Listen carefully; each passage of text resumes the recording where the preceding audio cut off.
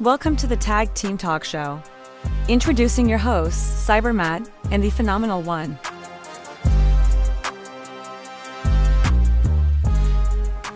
Hello everyone, welcome back to the Tag Team Talk Show. We are here for episode 3. 3MB.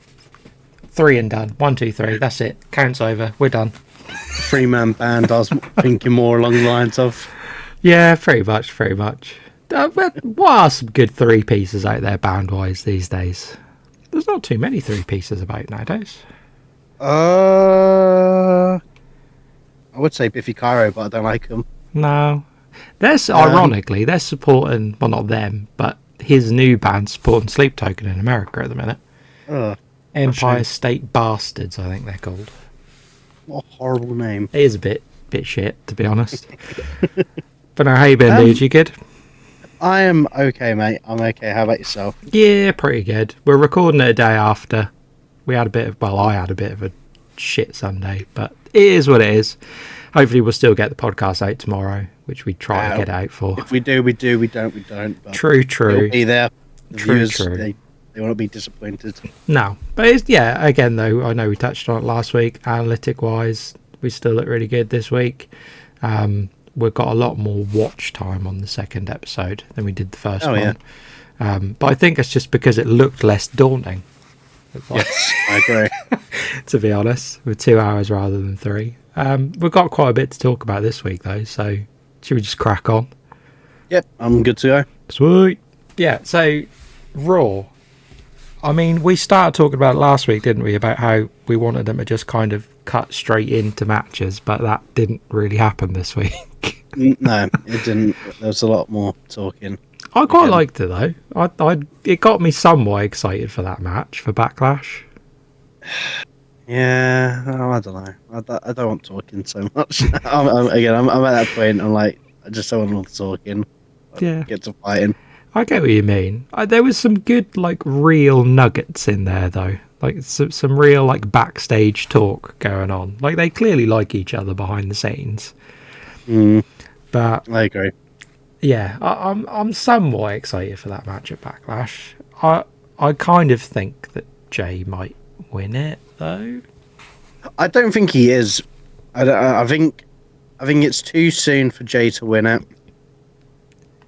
Or if I don't know, I just feel like Jay winning it so soon is weird because I feel like Priest has held on to the has held on to the Money in the Bank for so long. Like, are they going to make him just like a gateway champion? If that makes sense. Just pass it on straight away.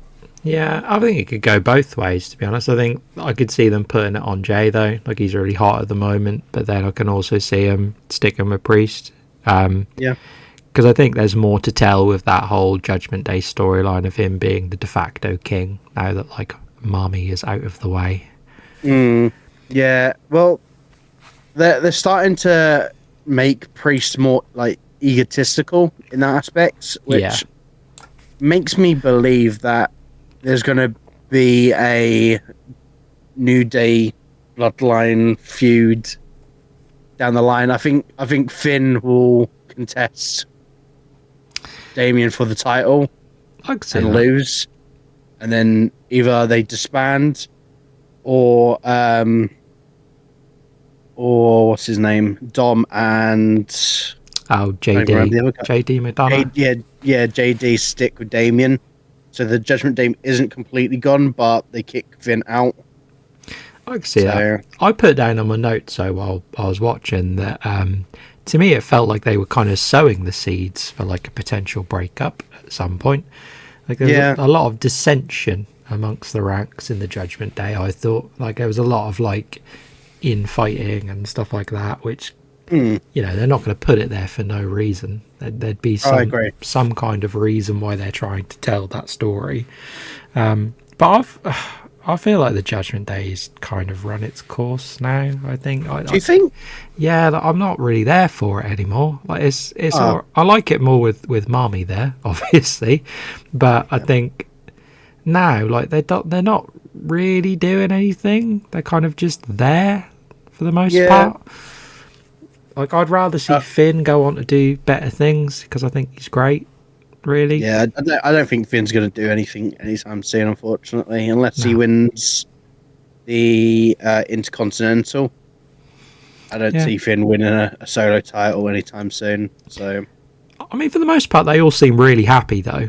Like I think they're happy doing what they're doing. I don't think there's any like, I don't really want to be doing this anymore. And I think with Dom though, he definitely needs some more mentorship. I can see him needing to stick with them for a while.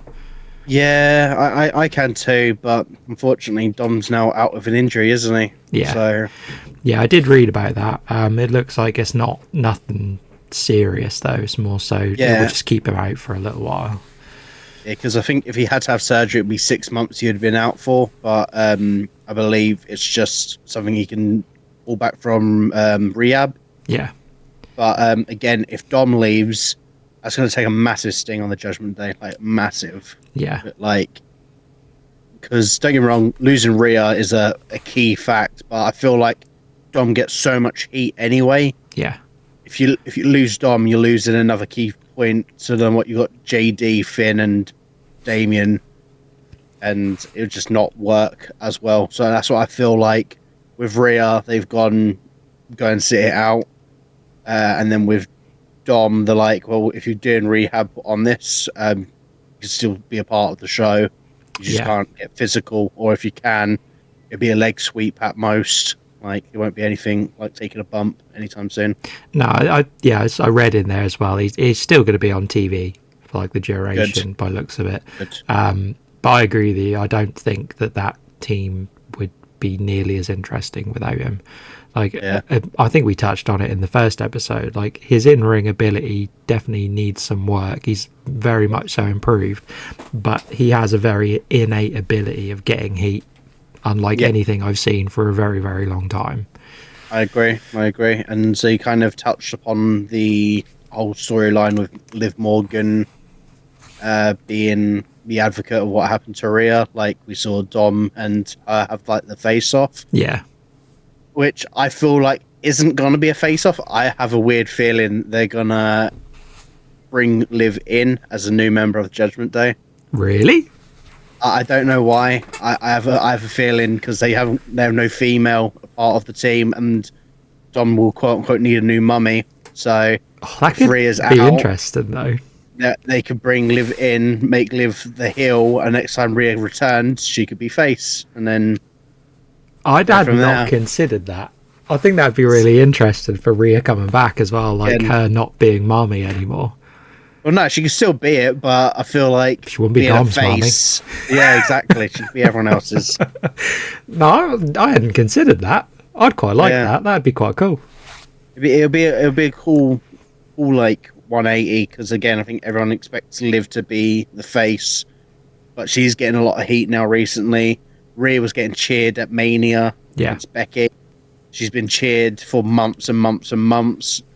It makes more sense to make Rhea like even not a face, like more like, you know, like MJF in the aspects of like an anti-hero. You love to hate them. Yeah. I think that would work really well for Rhea. So I feel like they'll probably do that, make Liv a new member of the Judgment Day. They'll have Liv hold the title for a few months or however long they see fit, and then have the Rhea return. You got me excited now. I'd love to see that.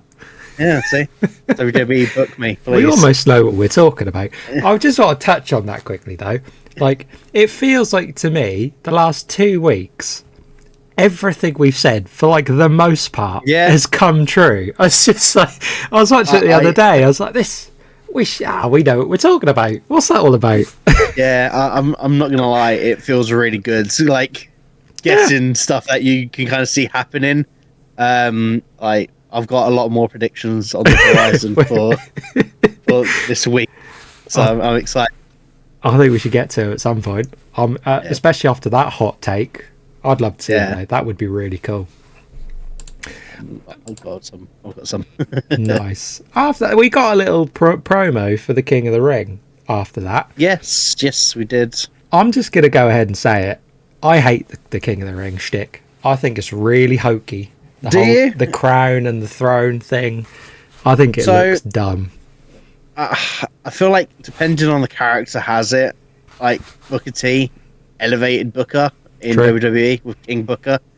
Xavier Woods, I'm very, very disappointed. Like I forgot he even was King of the Ring. So did I until he mentioned it. I was like, oh yeah, shit, you're a part of the King of the Ring.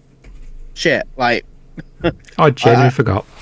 Because he lost the King of the Ring to Roman, didn't he? Like Roman beat him to become the new King of the Ring, which doesn't work like that. Doesn't work like that at all, but yeah, when I saw it, I was like, oh, okay, yeah, King of the Ring. I'm excited for the tournament aspect of things. Yeah, I hope whoever picks up the win doesn't go on to be King this or King that. Exactly. I just want them to be the King of the Ring winner of 2024. Yeah, and I agree. That's it. But okay, quick one. Who do you think's going to win? I think it's going to be Gunnar.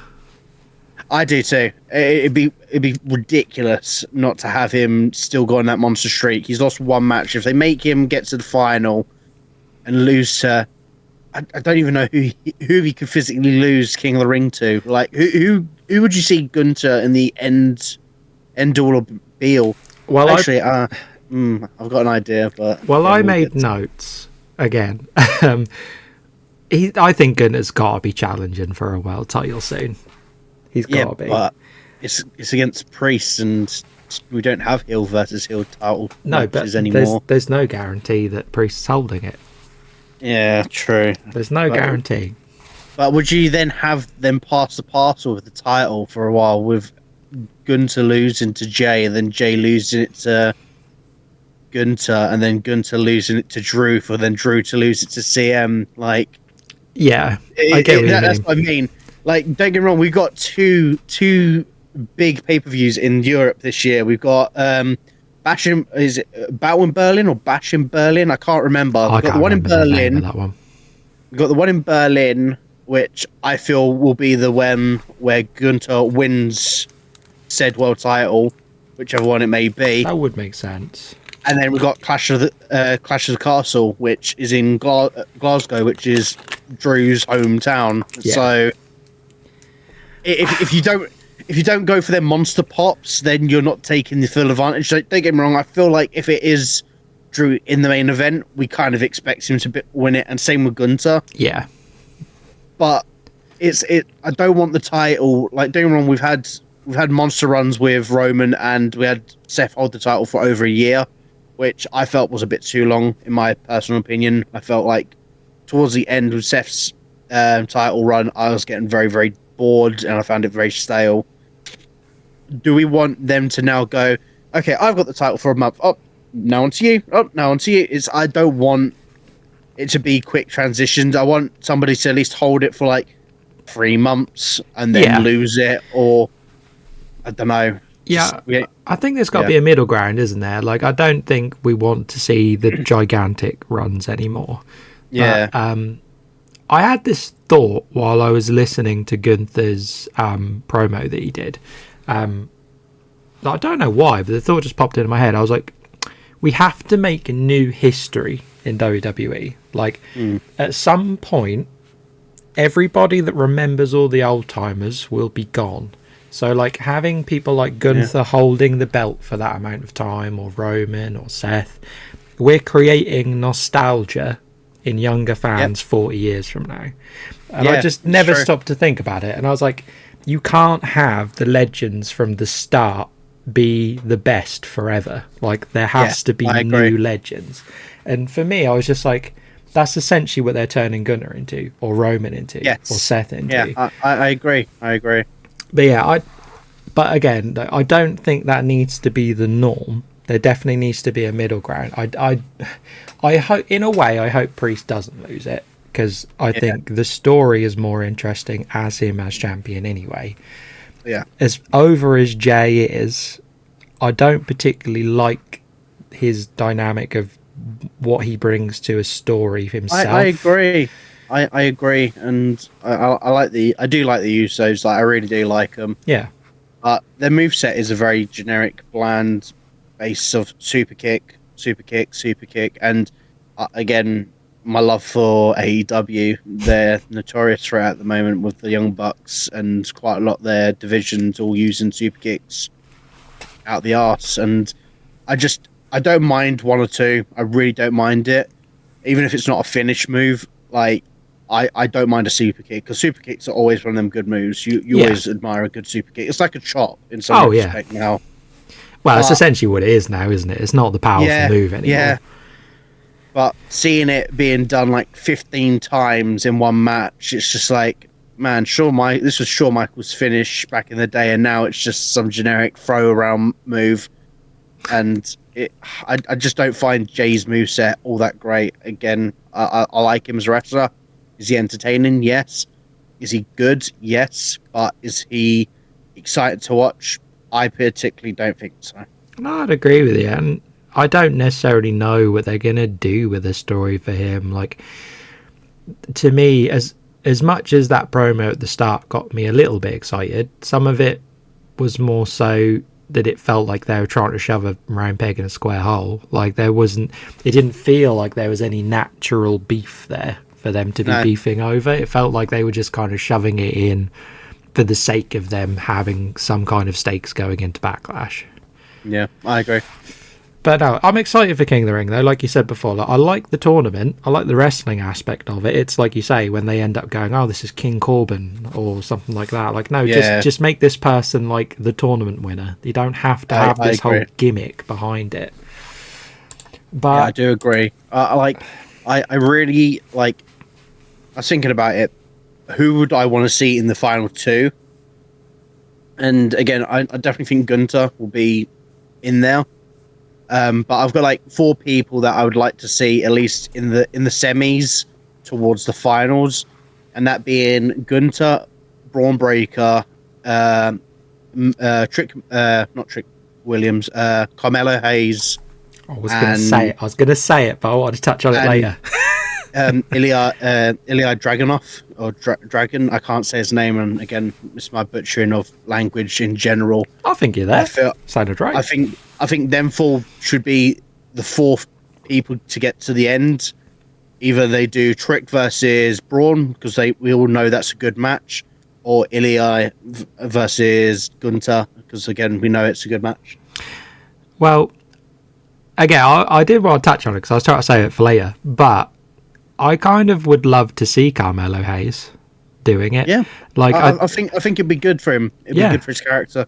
Yeah, like, I mean, we'll just touch on it quickly, but him coming on doing the main event with Cody, like, it was a really good match. Like, you know, Cody sold for him a bunch as well. Like, to me, it felt like that very stereotypical, Cody needs to go over, but I'm going to try my best to get you over as well. Kind of like how Sami Zayn John Cena did with Sami Zayn a few years ago when it was the US Open Challenge match. Yeah, exactly. But I'd love to see Carmelo, like, in the King of the Ring doing something. Like, I think it could really help cement him in like the casual fan's mind of like being a good contender for something. I agree. But yeah, then after that we had the tag title match. Yeah, I'm not going to get into this. I didn't think it was great, to be honest. Like, the match was okay. Again, I'm bored of Awesome Truth already. I just don't want. I honestly thought they were going to drop the titles this week, and I was excited to see it. And then we saw the finish, and I was just like, "Come the fuck on!" Like, I don't want them as champs anymore. Like, I don't know. The only saving grace out of it was the very end part with Ciampa. Yeah. Because again, we all know, like, again, somebody that's been following him for quite a while, before even NXT, when he was in like Indies, the Black Heart version of Tommaso Ciampa, I think is his strongest character. I think him as a heel is a fantastic character. Him in DIY is brilliant, but again, I feel like if they've not pulled the trigger now, make him into a monster heel. Wow, you got to do that. I think that's coming. Like, I think psychology-wise, that whole match where it was Gargano being the good guy, like trying to have a good old-fashioned wrestling match, shaking hands and everything like that, whereas Tommaso just wanted to get on with it, get the win, get the titles. I felt like that whole match was almost like an advert for them to eventually splitting. Well, we've seen it before in NXT, and history is doomed to repeat itself, unfortunately. And yeah, I definitely wouldn't mind seeing them to tear the house down, because I know they can put on a great match. I think everyone that knows both of them know that some of the matches them two have had before have been some of the best. So it'd be interesting, but again, I just don't want it to be one of them pointless feuds where one goes over the next week and the one wins the other one, and then I'd rather it be for something more like an intercontinental. Again, I keep going for like a mid card title. I feel like they need something like that in that aspect, but I feel like it's kind of flat, because again, we need storylines in WWE, whether it be for a title or not. But I feel like them two deserve a lot more of a better treatment than what they're getting. Yeah, I agree. I think if they weren't going to put the tag team titles on them, then something needs to be happening with them, because they're too talented to just not be doing anything, really, to be honest. But I don't know. We'll have to wait and see. But what about King of the Ring? Could you see them as a final for King of the Ring? No, because I don't see Ciampa beating Gunther, and I don't see Gargano beating someone like Braun Breaker or Carmelo Hayes. Fair point. Again, Carmelo had a very strong match with Cody. Don't get me wrong. There was that one moment, and I'm going to always talk about it, because if I'm going to bash one company for doing a lot of botches, I'm going to bash a company that I support. Fair. Because parity across the board. Yeah, exactly. But I don't see DIY getting far, unless it's like the opening match where like they'll have Gargano versus Ciampa. Round 1, Gargano wins, goes on to the quarterfinals, semifinals. I don't know how they're doing the run, and then lo and behold, in round 2, Ciampa turns on him. But I don't know. It's a hard one. It's very, very hard, and I don't know how to pick it out. But there's definitely something on the horizon. Yeah, I think it's Braun Breaker, Gunther in a final for King of the Ring. But I don't know if they're going to do a SmackDown bracket and then a Raw bracket, and then have SmackDown versus Raw in that aspect, where they'll have one character from SmackDown, one superstar from Raw, and then have them two fight to see who's the King of the Ring. Fair. I hadn't considered that. So we'll have to wait and see. I will admit, though, to do with Gunther, I didn't really see the whole Imperium turn coming. Really, it's been teased for a very, very, very long time now. It's been one of them ones that's been teased for, God, I'd say like 3 or 4 months around. So seeing it happen, I wasn't like, oh my God. I was like, this was going to happen. Yeah, I just didn't see it happening then. I don't know why. It was just something about the moment didn't feel like it was going to happen then. But you just listen to the New Day again. It's like, I feel like it's one of them ones.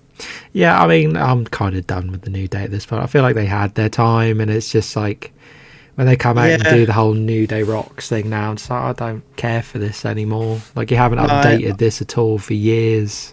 I agree, unfortunately. I think Kofi Kingston and Xavier Woods are 2 amazing athletes. Like, I think they're amazing for what they've done in their careers. Do I feel like Xavier deserves a bit more? Yes. I'd rather see Xavier go down to NXT. Again, I spoke about it with AJ Styles, and I'll do it with Xavier Woods. I'd love to see Woods go back down to NXT and win the North American title, bringing a bit of starlight to that brand, and then giving him his first solo title in WWE. Because again, another superstar that's been only a tag team champion. Yeah, it's mental to me. Like Chad Gable, it's crazy. I don't see how they've not pulled the trigger on these guys. They seem like great guys as well, though. Like all the stuff they do outside of wrestling, all their streams and stuff they do, they seem great. Like they seem like good people to be around. They do, and again, I'd love to be on an episode of Up, Up, Down, Down. I'd love to meet the guys, because they all seem, again, as you quite rightly said, they seem really nice, and they got a passion for gaming like we do, and they've got a passion for the craft that they do. Yep. So it's one of them ones I'd love to get on their episode one day. Maybe we'll get them on here. Who knows? Who knows? Who knows? So who knows what the future holds. Did you see, though, that Cody Rhodes had that interview once where someone asked him what his favourite video game was, and he actually said Metal Gear? Yeah, Metal Gear. I know. It was. I was like, my man. Exactly. Man of my heart. 3 to be precise as well. Yeah, of course. Three. I'd say 3's probably the strongest out of the original 3. 1 has its chokehold on me because I played it as a child. Shouldn't have, but we did. I remember having the dual disc with Silent Hill attached to it, and I used to play that and get scared. Oh yeah, I'd shit myself when I played that demo. I was like, what the fuck is this? This is a Metal Gear. This is scary. But I love Metal Gear. Like, easily, like, top 3 favourite games for me. Yeah, it's a tie for me. BioShock and that are my 2 favourite games. BioShock's up there as well for me. I remember getting that release day, playing that till I finished it in 2 days. Yeah, same. But yeah, then we had there was the Sheamus McIntyre promo, which I didn't really see coming. I was like, this seems a bit. No, I'm excited for it. It actually made me interested. I feel like, again, as Sheamus kind of quite rightly pointed out, Drew is the best meme on the internet at the moment. He's been creating some of the best fucking content on Twitter. Yeah, he's great. In the sense of when CM Punk got injured and he was he done that meme of him by the fucking on the grave. I was like, this is great. He's just amazing, and the sheer fact that Sheamus and him have had a past anyway, and he's come out and gone mate, sort yourself out. You're acting childish. And then the burger after burger comment fucking got me. I was like, it's amazing. Yeah, it's so good. And if it means them two are going to have a match at Backlash, I'm fucking for that. I'm so ready for a Sheamus versus Drew McIntyre match, because I know that will probably be at least a 4-star match in Dave's pickups, because he never gives WWE a 6 or a 5. No, he doesn't, to be fair. It's very swayed, his point system. But yeah. I'd like it. I'd like to see it. Do you think there's some politicking behind the back there, though, of Drew being I don't want to work with CM Punk, so just bring me Sheamus or something. Let me do something I want to do. Well, no, because Punk's injured, isn't he? So I think they can't have Drew doing nothing. So I feel like they're gonna make Drew a monster again. I don't know when the pay-per-view happens in the UK. Is this Saturday? No, that's in France. Oh, I thought you meant Backlash. No. Because there's a pay-per-view in Glasgow. I believe it's in September, if I'm not mistaken. Oh, would you mean? Have a look. Do you mean Clash? Yeah, Clash of the. That's June. It's in June. Is it? Yeah, because I was going to go, but I'm on holiday. Oh yeah, so am I. I was looking at buying tickets, and then I was like, oh, I'm away for that shit. Yeah, I was gutted. But yeah, I have a feeling that they're just going to make Drew a monster from now until June. Yeah, I could see it. You got what, 6 months? Is it? No, not even 6 months. I'm chatting shit. It's 2 months. 2 months. 2 months. You got 2 months to just make Drew an absolute monster and have him win the title at Clash. Yeah, and then again, even if he holds it for a month and then loses it to Punk at SummerSlam, I think it's one of them ones that people kind of now expect to happen, unfortunately. Yeah. Or, who knows, Punk might put somebody over and actually lose the title. But we will see. We will see. But talking of, while we're on the topic of Drew McIntyre, he just recently signed. I sent you a DM. Was it yesterday? Was it this morning, or was it yesterday? Yeah, it might have been yesterday. I think it was yesterday. But yeah, Drew announced that he's re-signing with he has re-signed with WWE. Good. I'm glad to have him. I'm glad he's staying. I'm so happy he's not going to fucking AEW. And again, I know I bash AEW a lot, and I apologize to people that love the brand. But if Drew went there, it would have just been a death sentence for him, in my opinion. I wouldn't worry about it, mate. I'm going to bash the shit out of AEW later in the news section. I wouldn't worry about it. I shall be joining the bandwagon wholeheartedly. But yeah, I'm so glad he's staying. I love having him there. Like, he's genuinely such a fun wrestler to watch. In ring, out of ring, off show. He's funny. Yeah, like I agree. I think he's literally a top star for WWE. He's the best heel WWE probably have, apart from Dom, in my opinion, at the moment. But he's just so funny. Like, honestly, I absolutely creased at the bit at Mania where he just was like, I want this mounted on my wall. Like, absolutely creased. But I just think he's too big for AEW anyway. Like, I don't think he is. I think he could have fit the mold, but the issue is, again, I feel with AEW is they get megastars and they don't really do much with them. Like, yeah, that's what I mean. Again, he'll just wallow.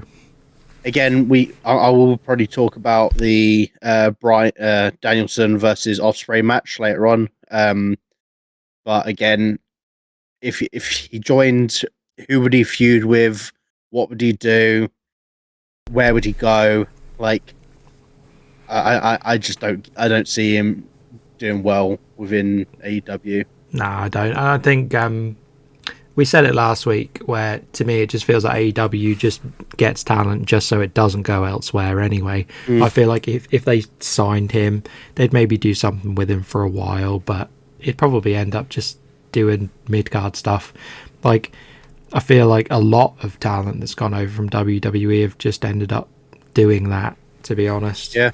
But yeah, no, I'm just glad he's staying with WWE. I think he was a bit touch and go for a moment. I think we sort of said I thought he was it. going. I thought he was going. Yeah, he was done. It's good to see him. Yes. Thank you for staying, Drew. Thank yourself as well, because you don't want to go work for that company. I know that for sure. Thank you for the memes. Thanks for the memes, Drew. Yeah, they fucking cheer me up. Exactly. I've got one note from the next bit that just, I'm so sad. I'm just going to say it verbatim. I'm so sad. I can't talk now. I'm so sad. Shinsuke comes out for a match. He's not staked in at all. His entrance got cut off for ads. I just want him to go back to Japan and go back to tearing the house down. That's my note. Who did he fight? Was it Sheamus? No, I can't even remember who bloody fought, but he got squashed. Who did he fight? I can't remember now. But he had a match. Exactly. He had a match and you don't remember. Shinsuke Nakamura had a match and you don't remember. That's criminal. He had a match? Yep. I can't even... Sheamus. He fought Sheamus. It was Sheamus, okay. It was an alright match, but then Sheamus just kind of ended up crushing him in the end. And I was just like, this is so sad. This man is so fucking good. Like, he's honestly one of my favourites. And I probably am quite alone in that camp these days. But if you'd have seen him, guys, if you'd have seen him back in Japan, you wouldn't be laughing at me now. That's another point. When I said about my dream match yesterday, I should imagine people laughed at me when I said I wanted Shinsuke in there. I didn't clarify. I don't mean now Shinsuke. I mean, like, peak Wrestle Kingdom Shinsuke. But that just made me so sad. Like, they cut his entrance for ads, for fuck's sake. I can't believe that. That's a big shame, because his entrance is probably one of the better theme tunes. It gets everyone going. Yep. But I just wanted to get that in there, because I hate what they're doing to my boy. My boy! My boy! Exactly. Yeah, then that's how forgettable that was, so we'll move on. Then we had Chad's promo, which I thought was basically him just pretending to be Kurt Angle. I'm not gonna lie, I'm happy again we're getting super heel Chad Gable where he's shit talking American Alpha. Yeah. Which again I have stated I feel like he's gonna shit talk him and then they're gonna either want to fight him and then the Creed brothers will get involved. I'm calling it now, guys. It's gonna happen. And when it happens and you'll come to me and you're like, oh my god, phenomenal, you're so right, I'll be like, I fucking told you so. I mean, we both called that they were going to turn, didn't we, last week? I'm pretty sure. Yeah. So I wouldn't bet against you at this point, to be honest. But yeah, I felt even like the mannerisms and stuff felt like stupidly like Kurt Angle, which, you know, it works. Kurt was great at it, so why wouldn't it work for someone else? I agree. But no, I enjoyed that bit. I think I think the crowd got rightly behind Otis when he tore him a new one, because I love a bit of Otis. Otis is great. But yeah, I don't. It's either going to happen this week or next week. There'll be a match that them two have, and Otis they'll just get the shit kicked out of him. Probably. But yeah, then they had this stupid promo for Nia Jax. They had this weird little thing where she was talking about being a monster and stuff, and I was like, I can't fucking stand Nia Jax. If I'm to be honest with you, I probably skipped it. I probably didn't watch it. Yeah, but Nia Jax thing. I just can't stand her. I think she's a knobhead, to be quite honest. Like, to be polite about it, she's injured wrestlers before. She's very boring. Yeah. She's very one-dimensional. I think she is the female Ryback. That is a statement. She is. She's injured people. She essentially has the whole, like, feed me more shtick. Like, I'm a monster and therefore I must crush. Like, just so one-dimensional. But the WWE just continuously push her, and I don't know why. I don't get it. Personally, again, I'm not the biggest fan of Nia Jax. I think this run for Nia has been better than her entire run prior. I agree with that. She's had better matches this time around, and it's not been just fucking boring nonsense. It's actually been somewhat like, well, she's actually doing moves and taking bumps and this and that. It's been a bit more interesting, but still, it's Nia Jax. It's very Nia Jax. Exactly. It's interesting for Nia Jax. It's not interesting for the sake of being interesting, I would say. True. But yeah, I think after that, we went straight into the Battle Royale. Well, there was a QR code that did pop up. Oh, yeah, it was. Wasn't there the Bron Breakker squash match? Or was that the one on SmackDown? That was the one on SmackDown. There's two. There was one on SmackDown, one on Raw. I couldn't catch the one from Thingy, because I like doing them myself. I don't like finding one online. I couldn't do it. Yeah. So the one on Raw was when the New Day came down the ramp, I believe, for their match against Imperium. And I believe there was a QR code. I can't remember when it was. I thought the New Day was the first one. No, I think they had one for the New Day as well. So I believe they had, when they came down, or there was definitely when someone came down, there was another QR code. I can't remember who, but there was a QR code on Raw and on SmackDown. The one on Raw was like a video. It was like very gritty and kind of nerve-wracking a little bit. It was. I haven't seen them. I'm gonna have to watch them. Have you not? I like doing them myself, though. I like try to pause it at the right points.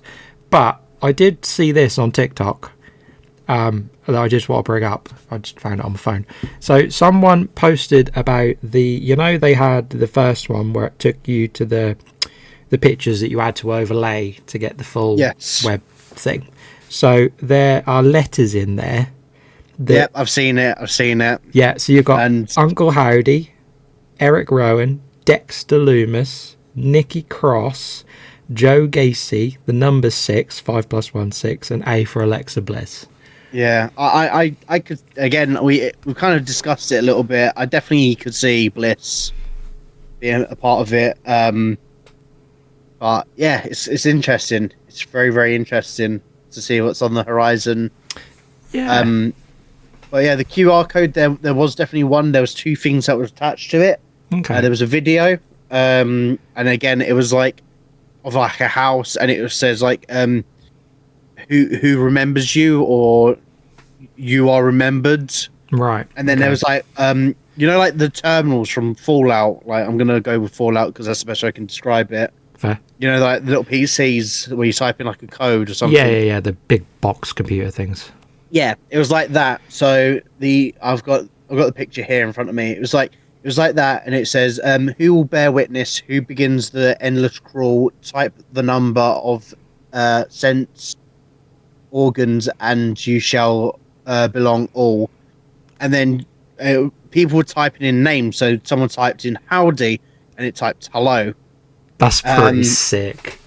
And then people typed in like Bray, and it put remembered, and then Wyatt forever, and stuff like that. And there's like loads of like Easter eggs. That's so and stuff. cool. So it was really fucking interesting. It was really exciting. So yeah, it's interesting to see what they're gonna do with this. And again, I just hope they don't drop the ball with it. I really, really don't want them to fuck this up because this could be a really, really big thing, especially for Bo Dallas. Because again, we know he signed with WWE prior to becoming Uncle Howdy. Yeah. And I don't want him to have one of them careers that he fizzles out and it just kind of falls flat. And it's like all that work Bray put into this is just gone like that. Yeah. Like, I don't want it to be like that. I want it to be something. I want it to be exciting and something that's worth watching and not just like a really shit gimmick that's just going to die out in a few months' time. Yeah, I think Bo was like dangerously close to that prior to him and Bray coming back. Like obviously he had the whole Bo leave gimmick. I remember that back in the day. Yeah. And I feel like he kind of did have that little fizzle out moment, but coming back as Uncle Howdy's definitely reinvigorated him as a talent. When do you think it all actually happens though? When do you think they actually come back? This is what I mean. We don't want it to drag on for too long because, like we spoke about the Aleister Black book of tales that he had, that he was like teasing for a long time because we had the vignettes that he would do every single week, and then his return, he came in and costed Big E the Intercontinental title, and then the next day got released. Yeah. So it was like they had 2 months of vignettes, and it was exciting, it was new for the character, and it's something that I was behind, only for it to get dropped like a sack of spuds. I don't want it to be that situation where they drag it for another 2-3 months or another month and a half, because it's been going for just shy of a month now. Yeah, about month and a half, something like that. Yeah, I don't want it to be any longer than it has to be. But I have a feeling it's probably gonna go on for a little bit longer than it should, and it'll get people bored of what's going on unless they slowly filter in characters. So either they do like Uncle Howdy comes out and costs someone or costs a match, and then all of a sudden the next match where it's him versus someone, they introduce another member or another 2 members, and they then pick up the pace. I just don't want it to be fizzle, we're teasing, oh look, here's all of us, and it's like, cool, okay. I think, and you're like, Ash. I think they have to do it at a pay-per-view though, don't they? Like to get the biggest pop going. But then you look at what pay-per-views are coming up, they're not going to do it at Backlash, they're not going to do it at Clash. Well, it's going to be a while. Is it Saudi that's King? Is it King of the Ring? I think, because you got Backlash obviously in a week. Then I'm pretty sure it will be Clash next. It'll be Clash next. No, I don't think it is. I think it might be a Saudi show. I mean, I can never remember the order that they actually go in. I always just remember Backlash and obviously SummerSlam, but and Rumble. But then the rest just get kind of blurred into one. They do. So we got Backlash the 4th, which is this Saturday. Yep. Then we got WWE King and Queen of the Ring. Is that a pay-per-view, is it? I assume they were just doing it on Saudi. I assume they were doing it on like the shows or something. No, that's in Saudi. Weirdly enough. Oh, okay. That's an NXT pay-per-view. Okay. Right, okay. We got the NXT one. Then Clash of the Castle in Scotland. Then we got Money in the Bank. Then we've got SummerSlam. And then we got the Bash in Berlin. I think the only one out of those, though, that they'll potentially do it at a pay-per-view has got to be Money in the Bank. They're not going to do it any of the others, I wouldn't have thought. Again, but can we really last? What month are we in now? That's got to be, 3-4 months away? Something like that. Yeah, 1, 2... 3 more months. It can't last that long, and it depends. I think. Like, I don't know. I don't think it can. Like they can't keep teasing up until July the 6th. That's I feel like it's overkill, because then people are just going to be like, how long is this going to fucking be? And I feel like people won't be excited to see the return. It'll be like, cool. I've known you've been coming for a long time. Yeah. So they can't telegraph it, but if they keep No. going the way they're going, it's going to. Yes, Because most people know already as is. Really. Yeah, exactly. You don't have to be a rocket scientist to know what it is.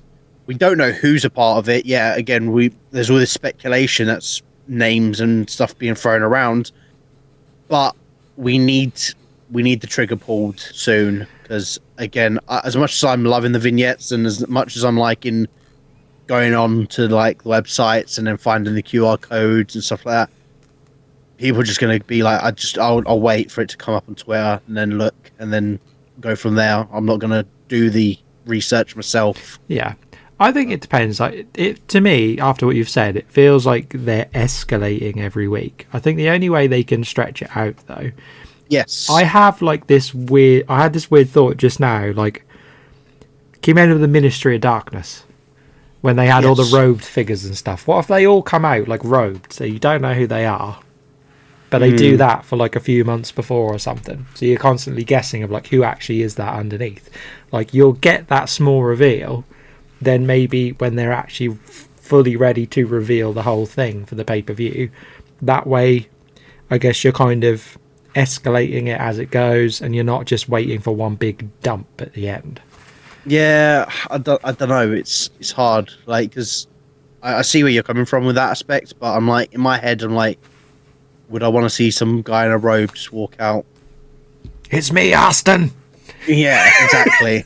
Like, if anything, if they're gonna start teasing it, start doing it backstage, like how they did with the White Six when they had the puppets laying around the backstage locker room. Do something along that line where they'll have a character standing off in the distance that's looking menacing. Again, we don't need to see who it is. Again, it could be somebody that's in a robe. But as long as you see something lingering in the background where it's like, oh, well, they're coming closer and closer, and each week it's like almost at the front tail of it, and then at the end of a show, like at the end of a SmackDown or something, lights go out, boom, Uncle Howdy kicks shit out of whoever's in the ring. And again, it doesn't have to be a particular person. Well, again, it has to be someone that elevates it and doesn't just make it sink, because we don't want it to be a world title champion. I don't want it to be Intercontinental, maybe, because again, I feel like Sammy may retain whatever title he's going with the Intercontinental. But again, it's so hard because the vignettes are being shown on Raw and SmackDown, so it's kind of making you double guess where they're going to be ending up. Yeah. So. Yeah, I mean, regardless of how it all shakes out, like I love it. Like I'm just glad they're actually doing something, because I think there was maybe a point where that wasn't going to happen, like where they maybe weren't going to do anything to kind of carry on the Bray stuff. So just happy that it is. I actually don't have doubts that they'll pull it off, because I think we are in a different era now. We're not in the Vince era anymore, and I think Hunter knows better, or Paul knows better. I don't think he'd do the same sort of things like you said earlier with the Black stuff, the Aleister Black stuff. That wouldn't happen now. I don't think they would waste any of that momentum. But no, I'm just happy to see it, and like you say, just seeing it every week, you get giddy. Like, I wasn't able to do it this week because I couldn't fucking hit pause quick enough, but but it's still interesting. You still see it, you're like, oh, you do like the Leonardo DiCaprio like at the camera. But no, it's just good stuff. But yeah, so then we had the Battle Royale, which I keep seeing a load of people shitting on, but I think it makes a lot of sense. What are your thoughts? You don't. I don't. No, I don't want Becky to hold the title. I don't think she will, though. I think she's a partway champion. I think she's gonna lose the title potentially at Backlash. And again, if my speculations are true, I feel like the Judgment Day Dom will get involved and cost Becky the title. And this is my speculation. And then again, I feel like Dom will then bring Liv into the Judgment Day, so then they've got that female figure, a part of the crew, and then they don't have to have. Then Liv could have like a power trip and be like, "Yeah, like I'm in charge. I'm mummy," or some shit like that. And then she could run with the mummy gimmick. Yeah, it may not. It won't stick, but she'd get heat for it though. Exactly, and that's character development, my guy. Yep, exactly. So, but I definitely I feel like Backlash, either Becky will lose it to Liv, or I don't know. I haven't got a clue. Yeah, I mean, I just think that people who are getting mad saying like, "Oh, it's time to put it on Liv," like, yes, but also no. Like, Rhea's just gone down. They obviously didn't expect that happening. Like, it makes sense business-wise to stick it on somebody that's known, who's known to be a good champion in the interim, who can carry that title well, and then give Liv her proper moment, not on a Raw, on a proper event somewhere where she actually wins it in a proper match that has a build up and, you know, gives her, I know she's won it before, but like gives her that moment again where she actually gets to be triumphant and not just a winner of the Battle Royale. I think it makes a lot of sense for business. I think probably once Rhea went down, they just turned to who they could rely on, and it has been Becky for a very long time. I agree. As much as I'm not the biggest Becky Lynch fan, I as much as I didn't want to see her with a title, we kind of stated that about Mania. Like I didn't want to see Becky hold a title for a while, because again, she doesn't need a title. She really doesn't need a title to stay relevant within the company. But again, I feel like she's definitely going to be like a partway gap, like champ, in the sense that she'll hold it for a month, maybe a month and a half, and then drop it. Yeah, I agree. Whoever. Yeah, I agree. And I just think if she was going to be, you know, a big champion again, they would have put it on her at Mania. Like, this clearly wasn't the plan. Like, clearly stuff's gone wrong, which does happen. It's wrestling. People get injured all the time. But I just think it makes sense as a business move to put it on someone that's known. Not that Liv isn't known, but like she deserves a bigger moment, like coming back and stuff, than like just winning it on a Raw in a Battle Royale. But yeah, it was good. I have my thoughts on the match. Like I think you said about it last week with the whole Chelsea Green stuff. Cheating all the time to win. Like she did that unelimination thing, and I said, Rhys said that last week. She should do more of this. They should put like a belt on her or something and do this every week. Chelsea Green's moment was fucking amazing when she got eliminated, and then she sat on the edge and was like, can I go in? And it was fucking great. It was so clever, like how they did it. And again, I'm glad like she's getting her flowers in that aspect of things, because it was brilliant. It was her character down to a T, and they're doing it very, very well. Yeah, I agree. That's the thing. Like she's a heel, but like she's not the heel that you just don't like. She's actually still entertaining, and I would find it funny her being like this weird like anti Kofi Kingston, where like she finds a new way to cheat every week to win or something. Yeah, I agree. That would be quite funny. But yeah, I think the Battle Royale was okay. Like, I've never been the biggest fan of a Battle Royale. You always end up seeing wrestlers just sitting around waiting for their turn to do something. But, like, as a whole, it was okay. And I'm not mad that they put it on Becky like some people are, because I don't think that she's the long-term champion anyway. Yeah, I agree. But that was Raw. I thought Raw was okay this week. It was all right. Not as good as the week before, but still pretty good. Okay. Then it was technically the AEW thing, but we'll touch on that later. Before that, well, we got that and NXT as well, haven't we? I didn't watch it. I had time to watch that one, but if you want to touch on it, by all means. The only thing I really want to touch on is Trick Williams beating Ilya. I can't fucking say his name. Well, Trick Williams becoming the champion again. I'm not the biggest fan of Trick Williams, but the crowd erupted when he won, and it was nice to see people that really enjoy him get to witness him winning that title, because, again, like, it's wrestling. You get these emotions and these attachments to people. Yeah, for sure. Yeah, it's good.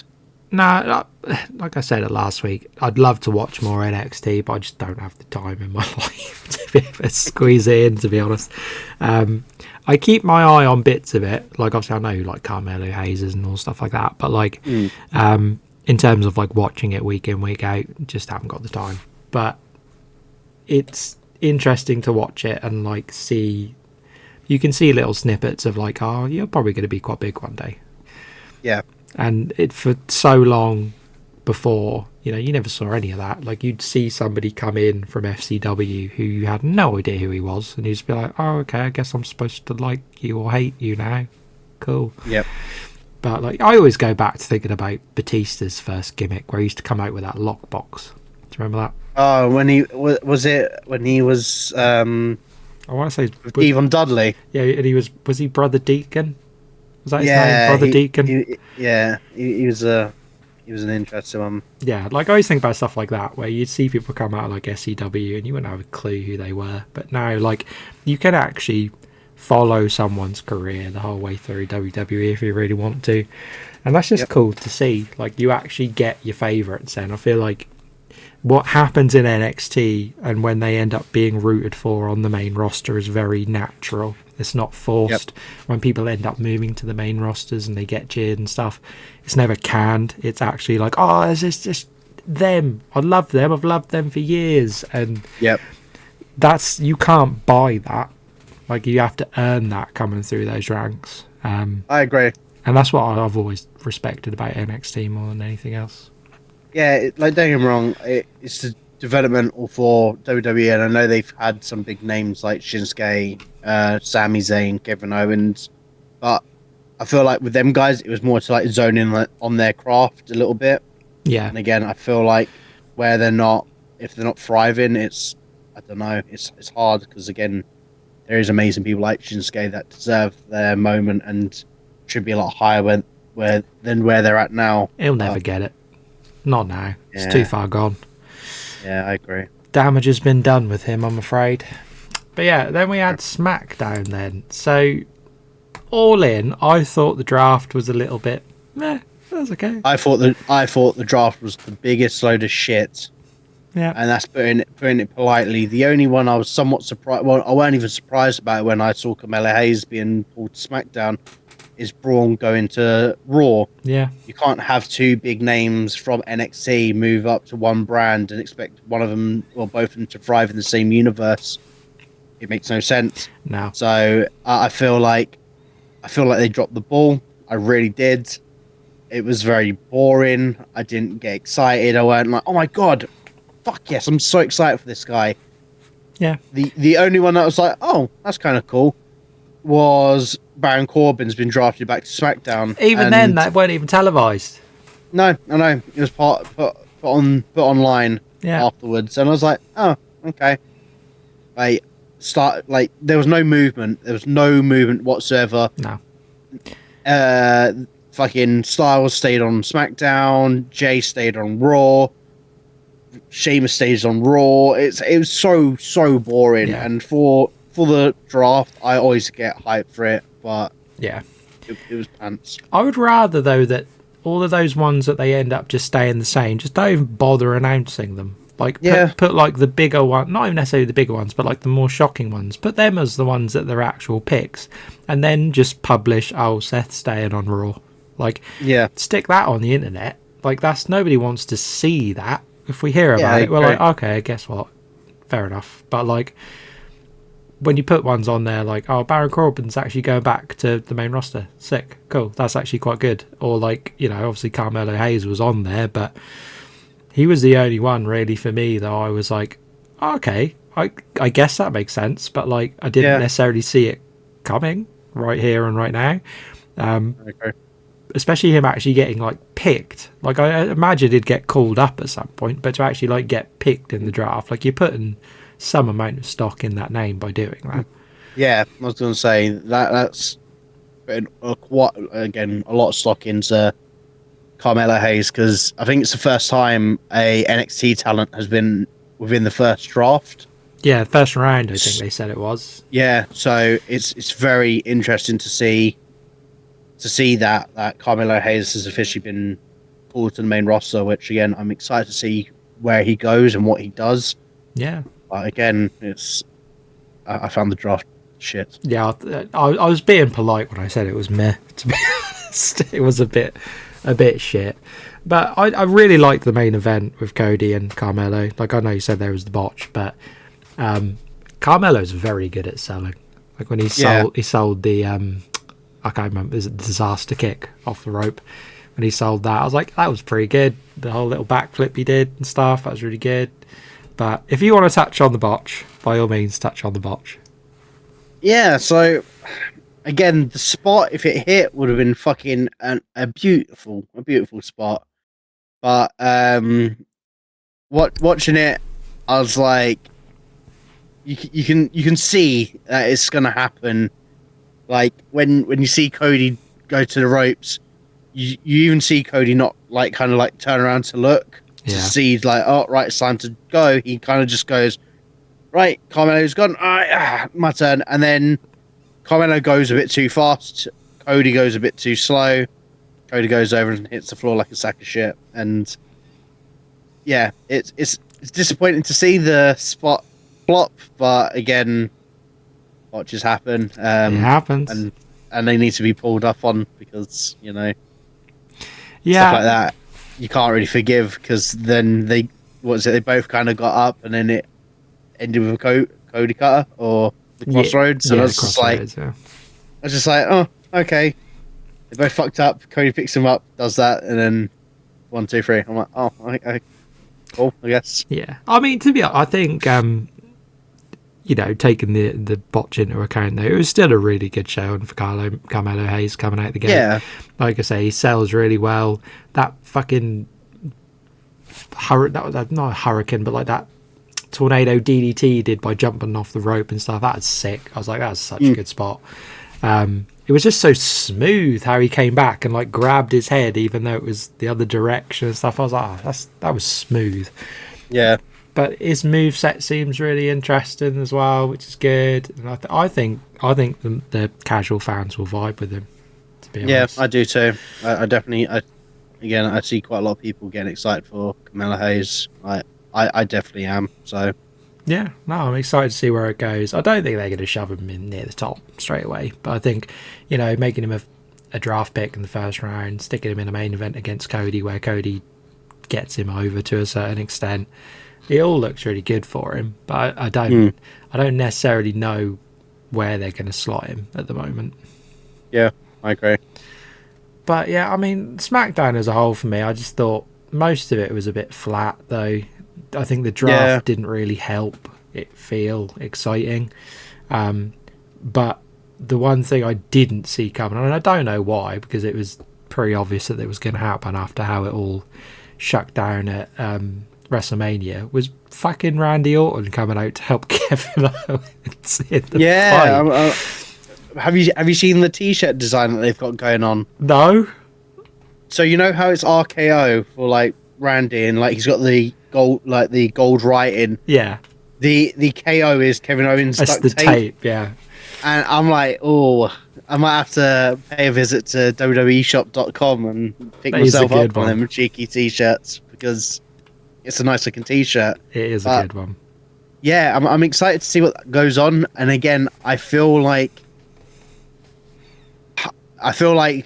Solo. Well, I feel like Bloodline 2.0 need to win. If they don't win it in a dominating fashion, they're just a joke, aren't they? Yeah, like the only thing that I keep saying it because he's on the horizon with WWE is that if Fatu gets involved and then there's no DQ and it ends on a DQ finish, I'd rather see that than either. I'd rather see Bloodline win cleanly but in like a dominating fashion, or an interference. Yeah, I don't want to see him lose because if they lose, which one of the two is going to take the pin? Because Solo's just fucking losing every week. Again, I spoke about it last week and I'm speaking about it now. That man's lost constantly. And are they going to just make the new guy that's just come on in to be a part of it lose with him straight away? Well, I thought it was funny, though, that we kind of touched on it last week about how you said that the last time he won was against John Cena. When they said that the Bloodline had been drafted and they showed Solo Sikoa, they kept putting all like the facts of their accomplishments. The top one was defeating John Cena at Crown Jewels. I was just like, that says it all, doesn't it? That's what I mean. Yeah. They have to win. Like, there's no doubt about it. Like, if they don't win, they are just a joke, and nobody will give a shit about this whole new Bloodline thing, because they'll just be like, okay, well, you were here for like a couple of weeks, and now you've lost. Great, you beat Kevin Owens up once. Like, they have to win. They have to. Yep, I agree. So, but I have seen that logo, the RKO one, because they're doing the KO show next week, aren't they? But it's called the RKO show. Oh, are they? Yeah. But yeah, I don't know. I'm interested to see where these two go, because I'd love to see them as tag champs. I think it'd be great. But, that would be fun. Yeah, I don't know. I really don't know. Yeah, I don't know why I didn't see it coming, because like I said, they were like quite chummy in WrestleMania, like going at WrestleMania and stuff, and I was like, they were. Oh, it actually makes sense though. When the music hit, my initial reaction was like, why is Randy Orton coming out? But then I started to think about it. I was like, oh, okay, no, that does make sense. Now I think about it. But it still is interesting, the whole Bloodline stuff. I think you are right with the fact that I think this new member probably comes out at Backlash. I think I can see it, like you say, either being DQ or the match is no DQ, and then they win it non-cleanly by this other member coming out. Yeah, that's how I see this happening. I've just got a weird feeling that's going to be how it ends. Yeah, I mean, I think they have already signed him, haven't they?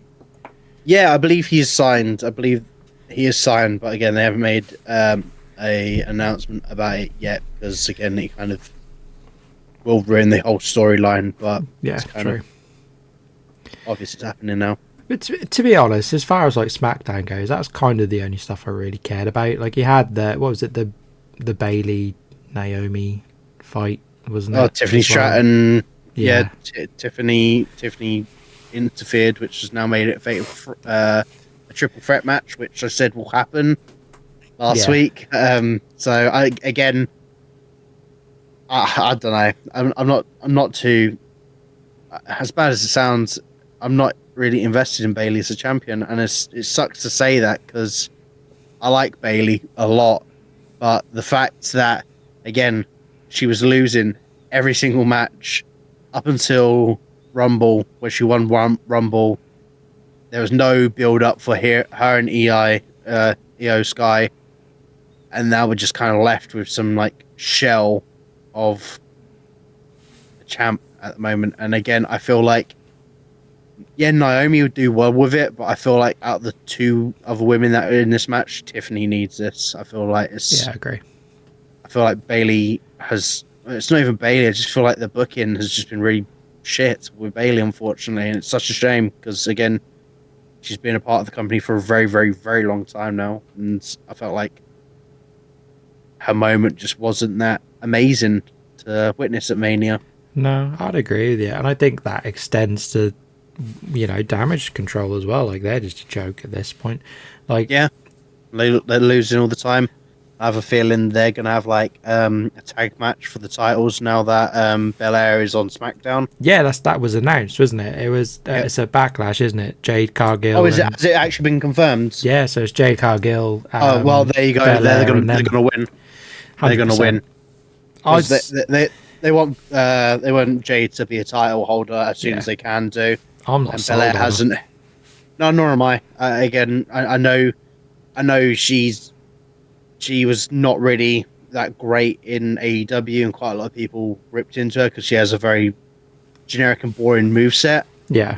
But it's kind of coming clear that it's very, very true. Her moveset is very generic, and it is very, very bland. Like, I'm not interested to watch her matches. I'm not sitting here like, oh, I can't wait to see what she's going to come out with tomorrow. It's like, yeah, Yeah, no, I'd agree. But I forgot to touch on it. But that whole segment with them, where it was Bianca Belair and Damage Control, that was that much of a joke that's when Kevin Owens came out with Tama Tonga and kicked his head in. It was, they were literally beefing at the top of the ramp. It was Damage Control one side, Jade Cargill and Belair the other. And then that's when Kevin Owens came out of the entrance with Tama Tonga while they were doing their like standoff. Oh, really? Yeah. I was I didn't see that bit, but yeah. But yeah, I just think their whole stock's gone down, really, Damage Control. I think them holding the belts makes no sense because they're just... The only thing that I can actually see happening is... so this is another little prediction that I've either got, and it's going to either be completely right or completely wrong. They're going to either A, have Belair and Jade hold the titles, beat them at Backlash. They're going to hold the titles and then lose them just shy of SummerSlam, and then SummerSlam would be Jade versus Belair at a match at SummerSlam. Yeah. And it'd be Jade is the face, Belair is the heel. Belair is a heel? Belair is the heel. And that's, I have a feeling Belair will get jealous because Jade's come in and is getting all this limelight, and it's like, I've been here for this amount of times, I was this, I main evented Mania, and having her stance to it. And then I have a feeling it'll be her versus Jade at SummerSlam. You are coming out with some hot takes today, Rhys. I try. Yeah, I could see that, though. That'd be quite interesting. Yeah. But yeah, other than that, I don't know. I'm more excited to see what the draft looks like tonight. I think maybe the better, bigger stuff will hopefully be saved for tonight. Well, again, we're filming this on the Monday today, so we have kind of a bit of a rundown of what the Raw is looking like in that sense. So I'm going to have a quick look and see if there's any matches announced for tonight. Yeah, by all means. Yeah, that's one other thing while you're looking for that. For anybody that doesn't know, SmackDown this week will be at 6 p.m. UK time. Because it's in France, isn't it? So anybody who is watching it, it will not be on at its usual time. It will be on at 6. Okay, so we've got 6-man tag match. Again, it makes sense to some extent, but we got Jey Uso, Andrade, and Ricochet versus the Judgment Day, Finn, Damian, and JD. That makes sense, though. I can see that being a pretty good match. I'm interested to see how that goes. Yes. Logan Paul's making his appearance. Yeah, I forgot about that. Tonight. Anything else? I will say while you're looking, I've really come round on Andrade. I think he's great. Yeah, he's a good wrestler. He's a very, very good wrestler. He's a good wrestler, and again, I did find him very boring when he first. No, I didn't actually find him boring. I found him boring in AEW because I felt like he weren't getting used correctly.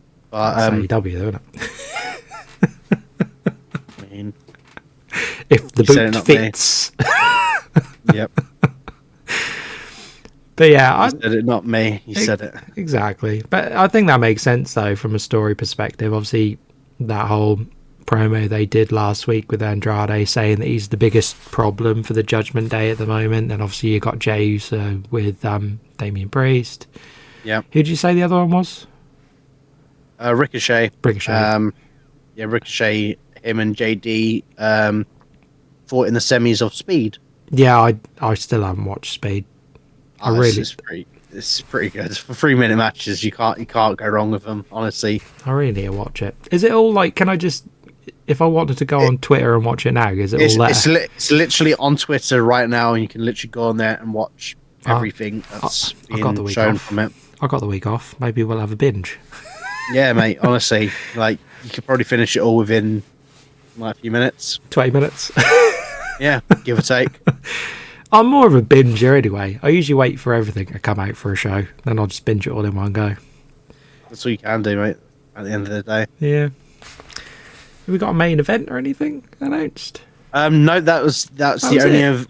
that was the only thing that's announced. Yeah, we have the the 6-man tag and Logan Paul's returning tonight. That's Other surprising. than that, that's it. There's nothing else really announced for Raw, and then they've announced that the draft's happening, which we all know is on the horizon anyway. So Yeah, I think the draft pool looked more interesting for Monday. To be fair, yeah, again, just I don't know. They need to do something. They need to do something. Like they don't. They fucked up. well, I think the biggest problem they made for themselves was making it so that the championships were fixed.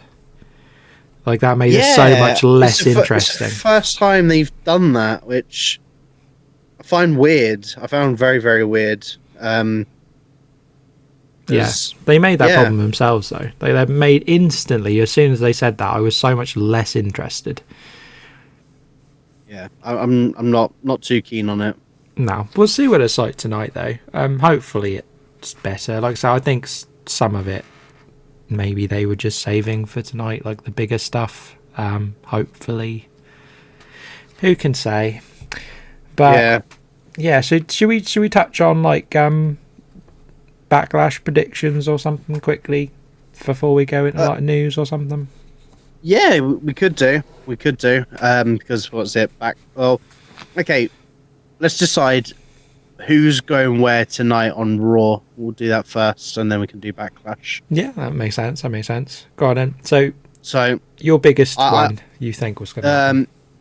I feel like Ilya Dragunov will go to SmackDown. Okay. I think he'll go SmackDown. And again, if my prediction is correct, it'll be him versus Gunther in the final. Yeah, I could for see King that. of the Ring. And Raw. I feel like Raw might lose Seth Rollins. No, he's already gone, isn't he? He went Friday. Oh wait, yeah, he went. Well, he's staying on. Yeah, Raw, he's isn't he? staying on Raw. Oh, how fucking boring. Yep. I actually don't know who's in the draft tonight.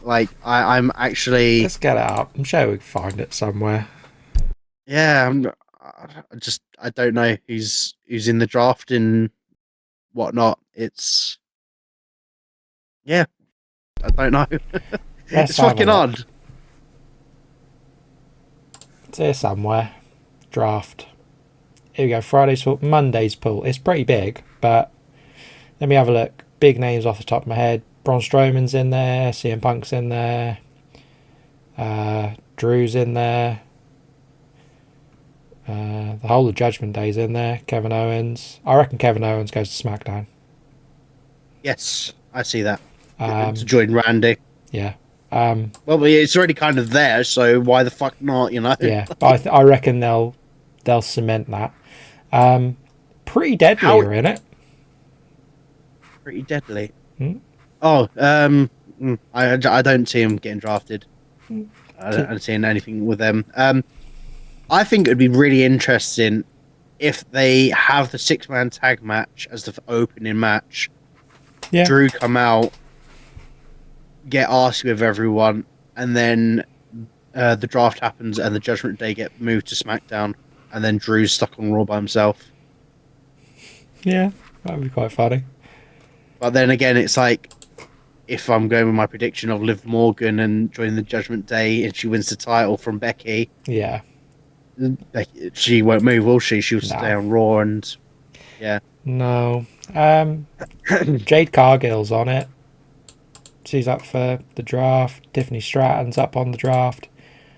For some reason, Shinsuke Nakamura's up on the draft. Here's my bold prediction. He's going to get drafted to Raw, and he's going to end up in a title match against Damian Priest at Backlash instead of Jey Uso, and he's going to win, and it's going to be glorious. It's not wishful thinking at all. I was going to say, I don't know, you're trying to convince saying nothing. I think I'm trying to convince myself at this point. It's start weeping. Yeah. Shinsuke, we love you. I hate what they've done to him. But yeah, I think most of it's pretty normal looking. LWO are in it, and don't really care about them too much.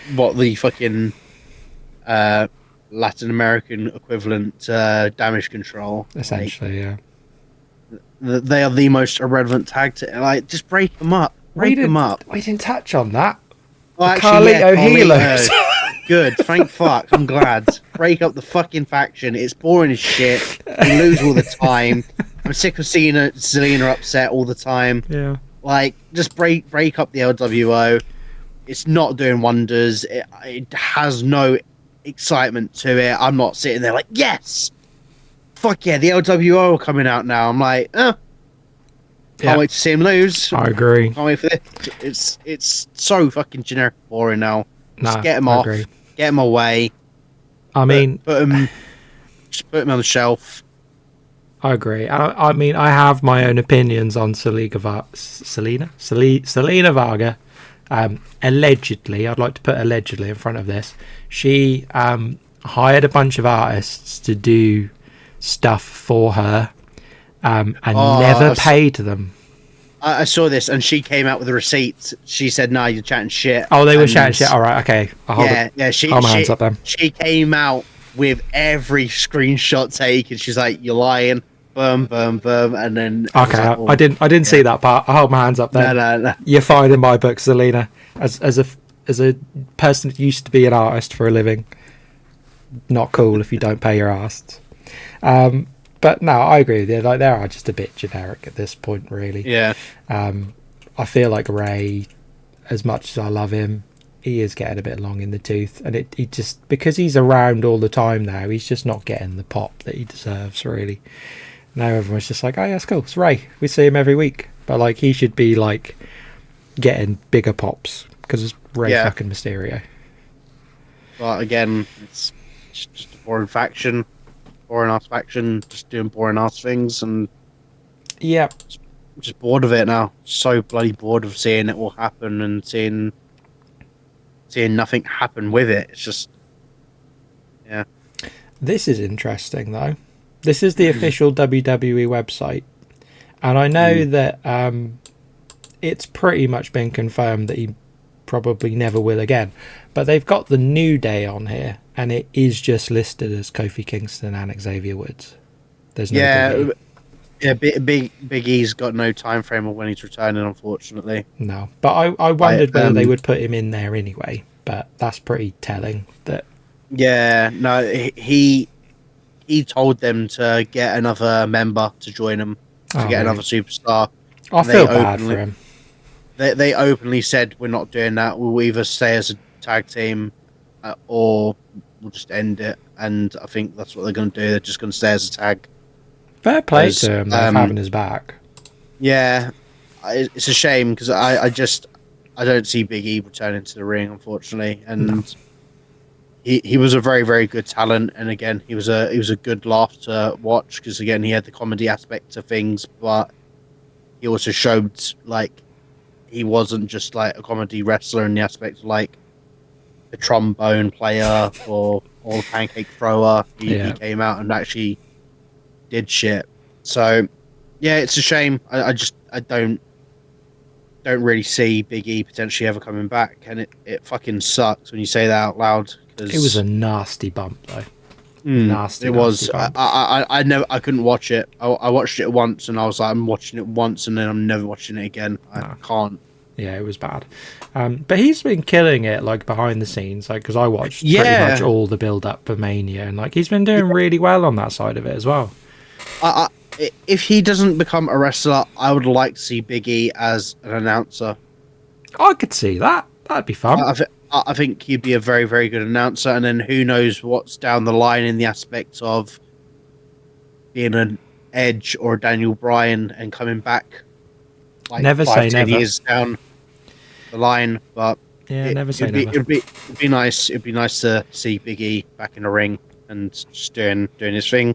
Yeah, just to touch on announcing quickly though, like, it is so much fun because I keep seeing it on my TikTok, like behind the scenes videos of Pat McAfee and Michael Cole of like them doing the commentary, but from like watching them, and they seem to just be having the best time, like having like such a laugh. And for all the shit that Michael Cole's gotten over the years, and the amount of times that Vince chewed him out, like live on air, like in his ear constantly, that guy went through so much shit. And I'm so happy to see him actually happy doing his job. I agree. I think Michael Cole is, again, bold statement. I think one of the best announcers that WWE's ever had. I'd agree. I think although Jim Ross was very good, I don't know. I think Michael Cole has been, again, put through hell and high water, and I feel like since he's been able to have a bit more free reins, you can see he's having a laugh while he's doing his job now. It's not just sit there and talk about, oh my God, the Divas, or make sure you say this like 6 times in a row. Yeah, like, oh, the big dog, Roman Reigns, and all that shit. Like, he's actually enjoyed his job, and I think having Pat with him has helped. Like, they're such a good passion. Yeah, I at first I really didn't like Pat McAfee. I really didn't like him. He got on my nerves a lot, but I think he's definitely brought the best out of Michael Cole, and it's nice to see the potential like rise with him. Yeah, no, I'd agree. I think Michael Cole just deserves his time in the sun now. Like, he went through so much shit. Like, to me, when they made him do that match at like Mania and stuff, like, he clearly wasn't comfortable doing it and stuff, but got to do what the boss says. And yeah, just, you've heard it, you see all the behind the scenes stuff of him like saying, oh yes sir, sorry sir. It's like, you really want me to say this? I just said it like 4 times. Yes sir, sorry sir. Like, can you imagine how fucking toxic that must have been? Knowing that was going to happen every single time you went live on the air. How he stuck around, I do not know. I couldn't do it. A lesser man would crumble, and I am that lesser man. But no, just really happy for him. Should we move on to news then? Because I think we've pretty much touched on everything on the draft. I'm down for that. I've got some things I'd like to get off my chest about Tony Khan, to be quite honest, because I think what he has done this week is deplorable. His comment. Yep. So bear in mind, I'm an NFL fan, love NFL, have done for years. The draft in the NFL is one of the biggest moments in sports. Like, it just is. Like, so many people tune in and watch that. For him to go on that show with Rich Eisen, who is massive, and say what he said of comparing themselves to Pepsi, and then to say that WWE are like the Harvey Weinstein of the wrestling world. Fuck that. Yeah. Fuck that so much. It is so disrespectful to everybody on the WWE roster. It's disrespectful to everyone behind the scenes. And I actually said, I commented on someone's TikTok who posted it. I went, nah, Tony, I like Pepsi. Like, that's my thoughts on it, to be quite honest. I think there's no place for it in wrestling. There's no place for it anywhere. Like, to sit there and say a company is exactly the same as someone that's, pretty much convicted at this point of sexually assaulting people. Yeah. Can fuck right off, in my opinion. Yeah, I haven't really got anything to touch on that. You kind of hit the nail on the head with the aspects of what he said. I didn't know who the guy was, so I Googled it, and I was like, okay, so you're having a jab at the guy that used to run the company. Got it. Yeah, so. I just think it's awful to me. Like, there's just no place for it. And the fact that, he's clearly doubling back on everything he's ever said. Like, I remember a while back, he'd said that he would never be like an in-ring performer or like get part of any gimmicks or anything. And here he was this week taking a bump out on the NFL draft in a neck brace. Like, clearly he knows that it's going down the shitter. Well, the thing that got me with the bump is that he didn't sell it. He didn't actually sell the bump the Young Bucks gave him. He got up afterwards and walked away. Don't get me wrong, he walked with two wrestlers holding him up, but I was just like, oh, okay. Yeah. Like, it just wasn't really a sell. And nah. I don't get it with him. It's a shame because again, there's some amazing talent in there. Like we've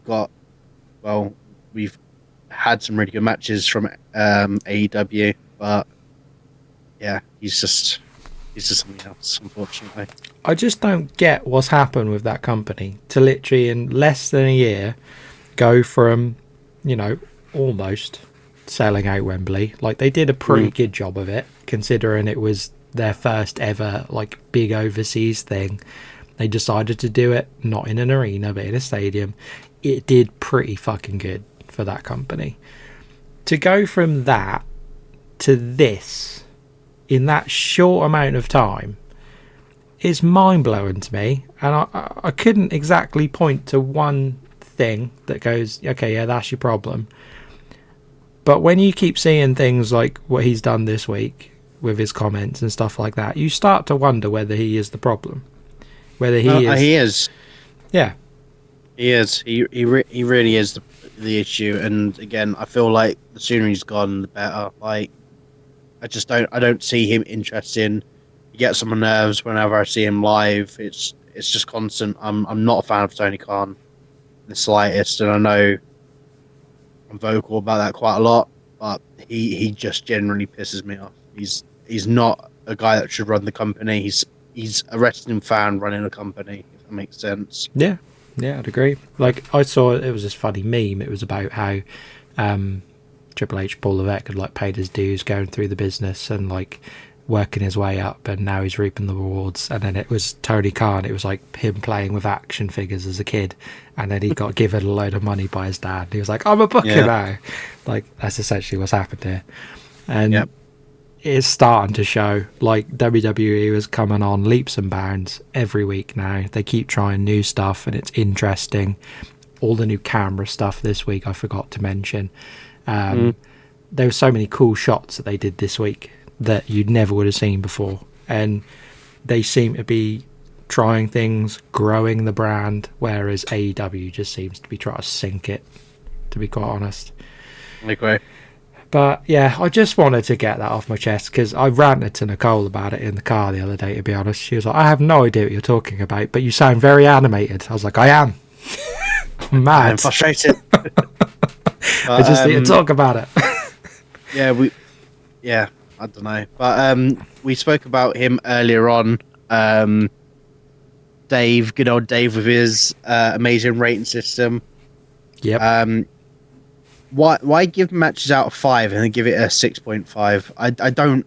That makes no fucking logical sense. No. It's a 5 out of 5 match. You can't go, it's a 6.5 out of 5. How the fuck does that work? On what scale? Clearly you can't do basic math if you can't fucking work that shit out. Like, I don't get it. And again, he always gives AEW high ratings, and I understand AEW has had some amazing matches. I get that, but some of the matches he gives like a 4-star to ain't a 4-star match, and then some of the matches that he gives WWE like a 3 or 2 or 2.5, you're like, nah, come on now, man, you're taking the piss. The rating system I think is fucking ridiculous, and people that judge a match on his ratings are silly. I don't agree with it, isn't it? There's no panel, there's no like board that he takes these to. They're just the ramblings of a madman, to be quite honest. Yeah, I agree. I don't rate his rating system. I give his rating system 100 out of 10. How shit it is. Yep, 100.1 out of 10. But no, like I feel like yes, Dave Meltzer's obviously done a lot for wrestling, obviously with all this like newsletter shit that he used to do back in the day, which, you know, pioneered a lot of that kind of stuff. But like nowadays, I think most people inside of wrestling treat his star ratings as a bit of a joke.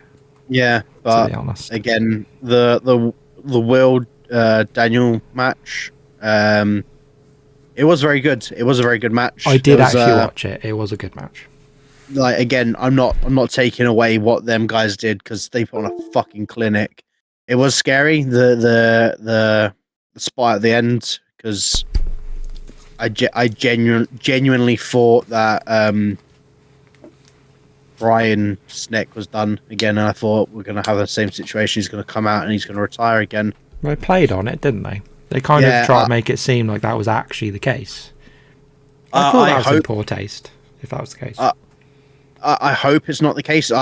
Like, supposedly he was hurt, but along the lines of like how his injury was originally, I don't think it's as bad.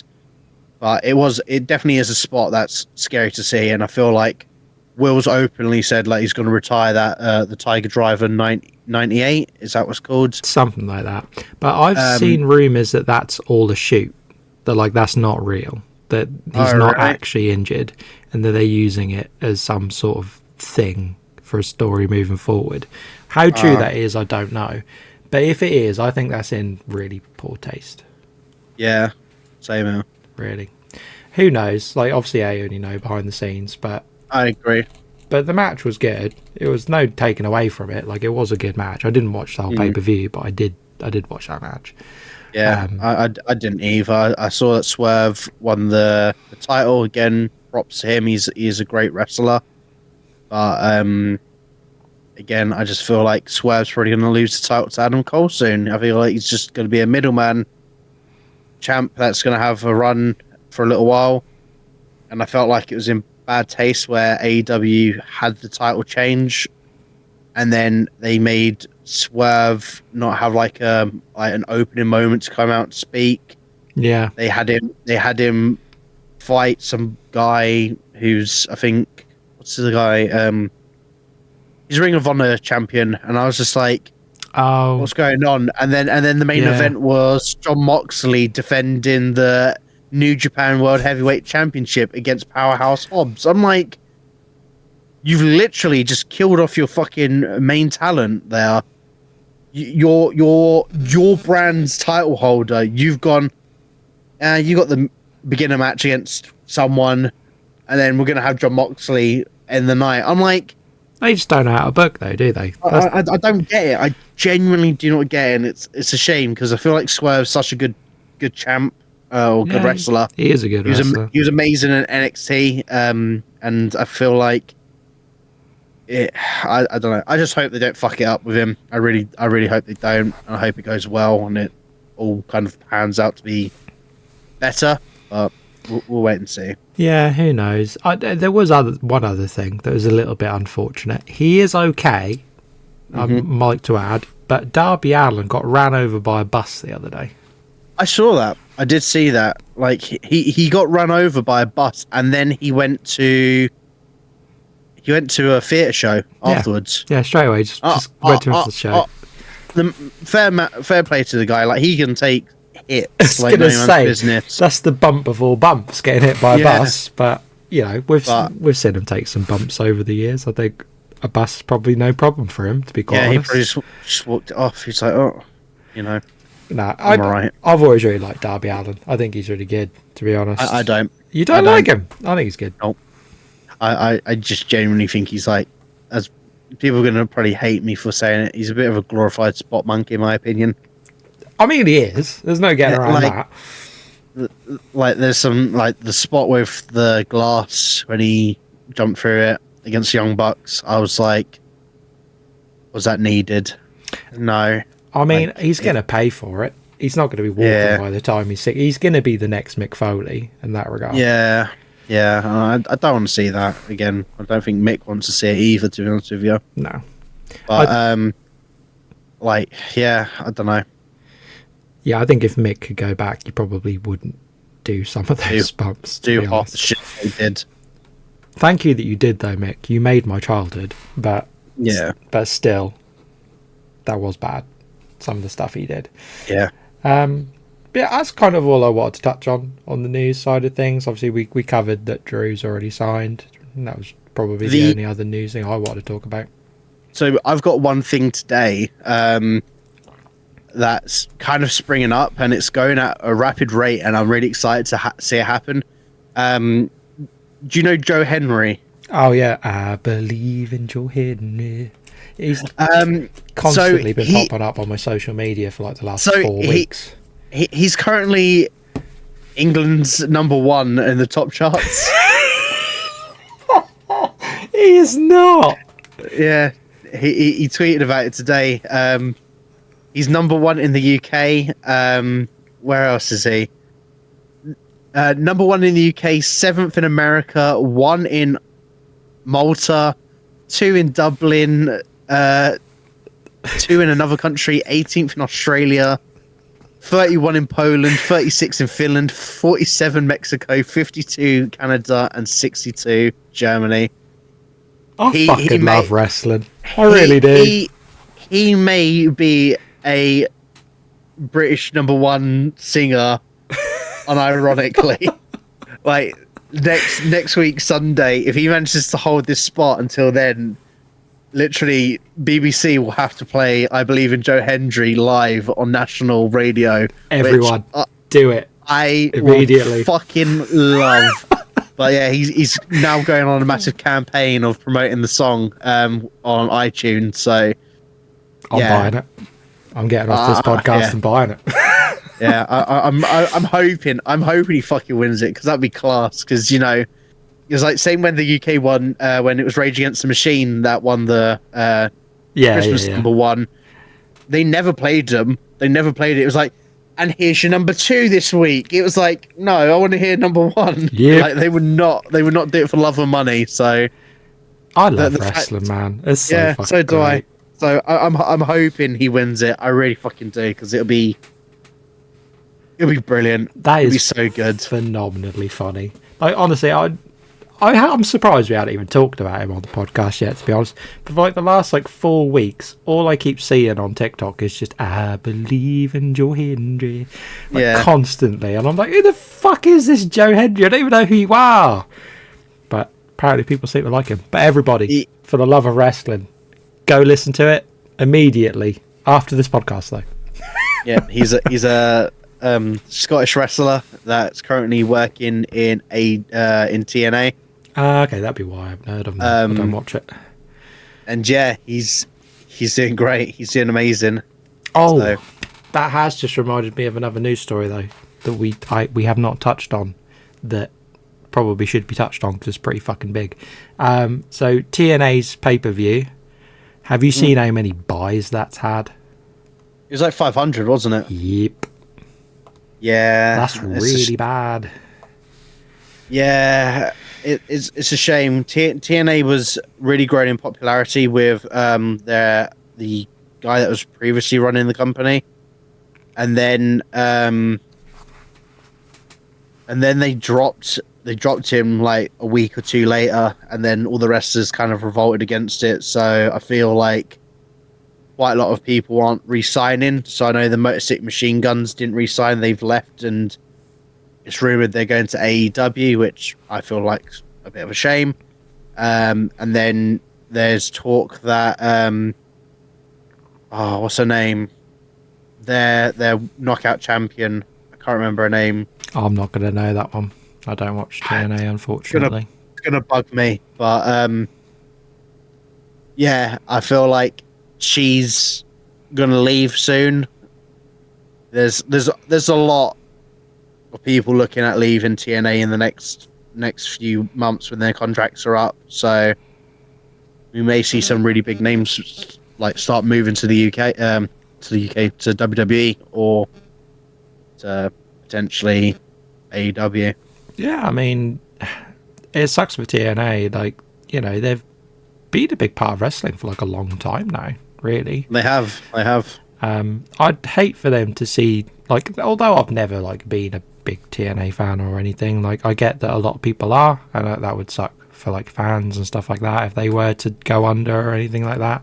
But 500 pay-per-view buys is not great. Yeah, that looks really bad. It's not good. Yeah, hopefully, they can figure something out. I'd rather that they succeeded more than AEW at this point, to be quite honest. But yeah, I'd completely forgot about that news story. I thought we should probably touch on it, to be honest. Yeah. But the Joe Hendry story is a better story to end the podcast, to be quite honest. Yeah, I would love to see that. I would actually listen to the UK Top 40 for once, just to hear that, to be quite honest. So will I. So will I, mate. It'll be one to remember.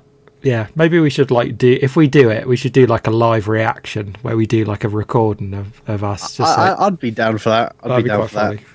We'll see. We've got to do it first. Just do the clap along. Yeah, very true. But yeah, I haven't really got anything else to touch on this show, to be honest. Other than that, we've got Backlash this weekend, as we've kind of stated a couple of times now. I may potentially stay up to watch it, because I think it actually runs at a reasonable time on the network. I believe so. I think it's either like 7 or 8 p.m. Yeah, so, it's got an earlier start time. I can't remember exactly when it is, but yeah. I may watch it live. If not, I'll probably watch it on my way home from work, which sounds more realistic for me right now. Fair. But yeah, I'm looking forward to seeing what happens at Backlash. Again, we kind of predict most of the matches are the title holders going to win their titles and retain. Yeah. Apart from the women's tag team. But yeah, I haven't really got anything else to add to the topic now. No, I think it's been a good show. We've gone for almost 2 hours. It's getting shorter every week because it's a bit more palatable for people. Exactly. We haven't done a hot tag questions this one, but that's because, to be honest, I couldn't really think of anything to ask. I'll tell you what. Nor could I. I'm glad you couldn't. We can do just one, because I did mention it to you off air last week. Yeah. If you could have one guest on the show in all of wrestling, who would you want on? Why are you going to put me in that position? Like, I mean, I'll say mine while you have a think, if you want. No, I know mine. I'd have Styles. Like Styles. Sole reason, again, he is my favorite wrestler of all time. Like, he is him or Jeff Hardy. Actually, him and Jeff Hardy. Hardy would be interesting. I'd love to talk to Hardy about, like, if he was willing to talk about, like, his history and stuff with, like, abuse and drug abuse and alcohol abuse, and see how, like, he's come, like, full circle. He seems happy now, for the most part. Yeah, I really do hope nothing for the best for the Hardy Boys. Like, again, Matt's now back in TNA at its current stage of the recording of this episode. Yeah. So will Matt be there next week? Who knows? Because he hasn't signed a contract. So yeah, I still have a feeling Matt's gonna drop up on WWE. I don't know. I feel like he's gonna be part of the White Six. I think he will. But we shall see. Yeah, I mean, I told you off air what mine was last week, so I'll just say it again. I'd love to get Paige, or AKA Saraya, on the show. Because I am from Norwich. So there's a really big Norwich wrestling scene.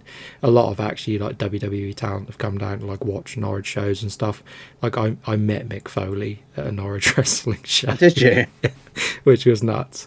That's cool. Pretty sure The Rock came down to do, like, research when he did her movie and stuff, which is pretty nuts. Yeah. But she actually did her training in the hall that's, like, I don't know, like a stone's throw away from my old house. So I grew up at the park where she and her family did all their training and stuff, and that's just mental to me. And I'd love to get her on the show and pick her brain about not just what she's done now or, you know, in WWE and stuff, but, like, the whole Norwich wrestling scene. That would be really fun for me, I would say. That'd be cool. And also, my mum wouldn't forgive me, and if I didn't ask her whether she thinks that Roddy Radke is ever going to come and do UK shows, because my mum is a big Falling in Reverse fan. Oh, she is. Nicole is as well, to be fair. But yeah, I think that's probably going to do it for this week then. Thank you everyone for joining. Thank you guys. We will see you on the next one. Peace. See you next one.